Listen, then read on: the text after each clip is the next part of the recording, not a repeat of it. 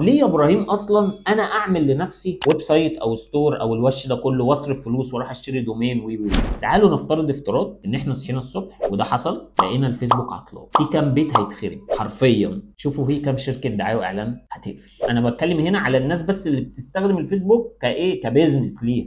طب الناس اللي بتتعلم من الفيسبوك، انا واخد منصه واحده. طب تخيلي بقى ان انت معتمده في شغلك على منصات بس. انا باشا انا ببيع على الفيسبوك وعلى الانستجرام وعلى تويتر وعلى التيك توك، بس ما حدش يقدر ينافسني، انا جامد جدا فيه، حلو جميل شاطر. بس لو اي واحده من دول، مش هقول لك المنصه اتقفلت، هقول لك ابسط حاجه اتهكر، الصفحه اتسرقت منك، مش ده بيحصل؟ هتعمل ايه؟ الناس اللي عندك دول كلهم راحوا فين؟ مخروا. طب ايه الصح؟ يبقى عندي ويب سايت، يبقى عندي ستور، الناس بتيجي متعوده، الناس متعوده ان هي تخش تشتري منه، مش متعوده ان هي تشتري من البيج او من الجروب او من الواتساب، لا الناس متعوده تخش على الويب سايت. بس انت دلوقتي لما قالت انا بخش اشتري من عند ابو عوف الموقع بتاعه، ما قالتش بخش على الصفحه اعمل اوردر. ليه؟ هو عودها ان هي تخش تشتري من الموقع مش من الصفحه، عشان ده الصح. عشان بكره لما الصفحه تتقفل او تتهكر او يحصل اي حاجه، هو لسه عنده الليد بتوعه، هو لسه الناس بتعرف تخش تشتري وتوصل له، فده امن واضمن وربحيا. الاعلانات الكونفرجن غاليه شويه، بس الناس اللي بتيجي عليها بنسبه اكبر بتشتري.